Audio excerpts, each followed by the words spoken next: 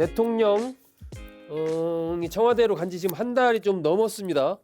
그 안에 이제 여러 가지 변화도 있을 것 같고 한데 어떤 변화들이 청와대에 있는지, 또 이재명 대통령 요즘에 출근은 본관으로 하는지 아니면 여민 일관으로 하는지, 또 뭐 관저도 아직 입주를 안 한 상황이거든요. 관저는 언제 또 입주를 하는지 등등 관련해서 우리 청와대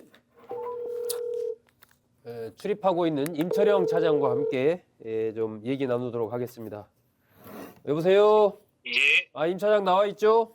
네, 나와 있습니다. 네, 수고 많습니다. 자, 이재명 대통령 청와대로 대통령실이 옮겨간 지 한 달이 좀 넘었는데 요즘에 청와대 분위기 어떻습니까? 예. 일단 12월 29일 0시부터 지난해죠.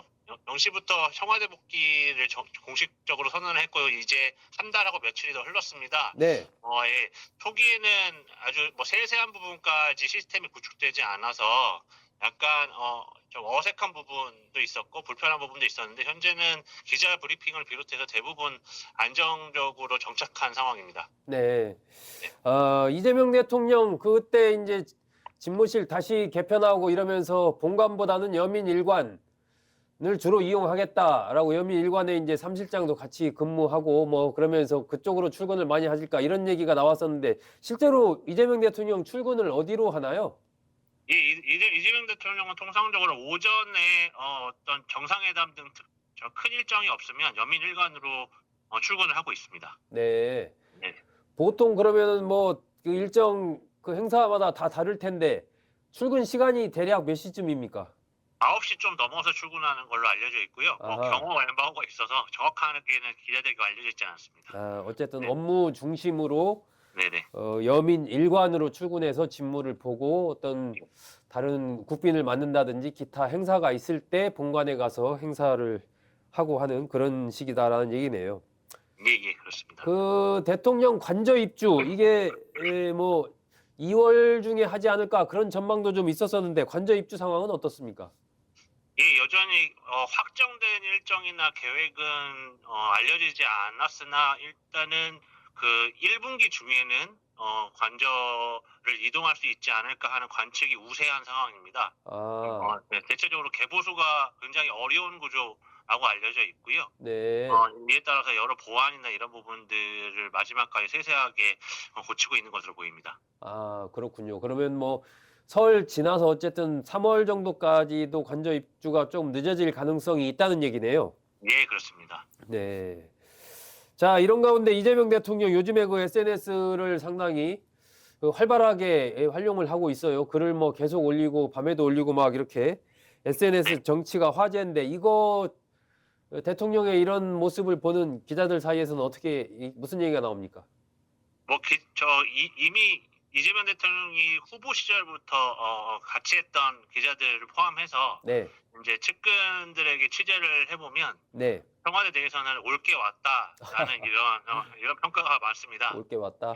네, 일단 성남시장 시절부터 해왔던 SNS 소통이 이제 본격화했다는 어떤 이런 관측이 있는데요. 네.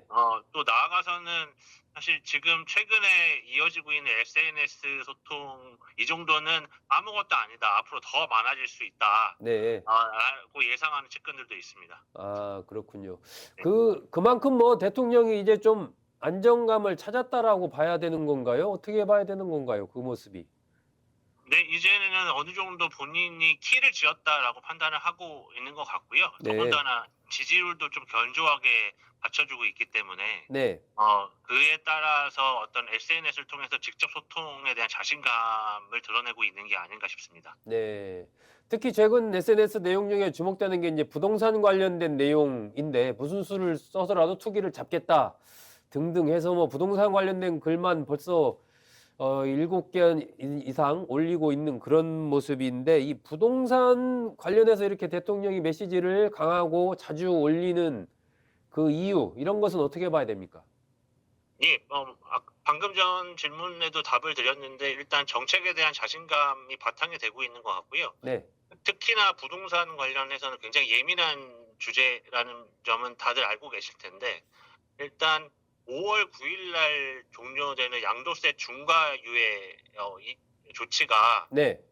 이제 종료가 됐는데요. 이 종료되는 걸 기화로 삼아서 부동산 시장 전반에 대한 본인의 생각을 직접 국민들에게 전달하기 위한 노력으로 풀이가 좀 됩니다. 네.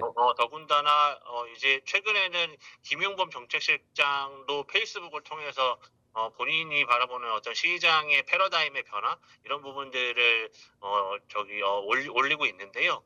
아마도 청와대 정책실장까지 포함해서 부동산 시장에 대한 어떤 정책적인 어떤 목표 이런 부분들을 앞으로도 좀 적극적으로 내놓을 것으로 보입니다. 네, 그렇군요.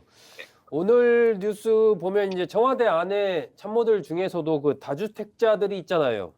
네, 그렇습니다.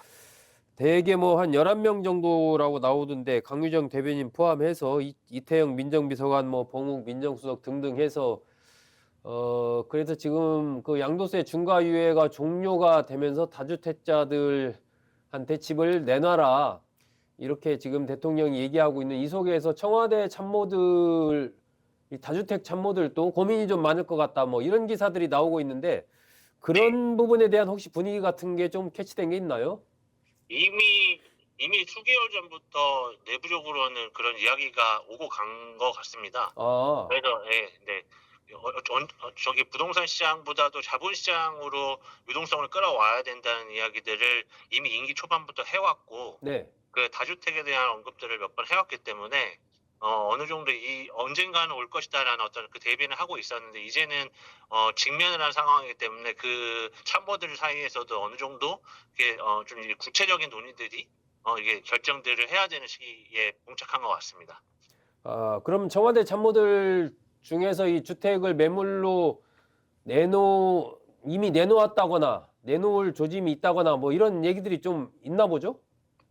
최근에 5월 9일 날 종료되는 이 정책과 관련해서 굉장히 그 토론이 뜨거웠었는데요. 네. 그 와중에 청와대 내부 참모들 사이에서는 그 부분에 대한 고민을 이야기하거나 이거를 어떻게 처리해야 되는지에 대해서 이렇게 문의들이 활발한 걸로 알려져 있습니다. 아, 그렇군요.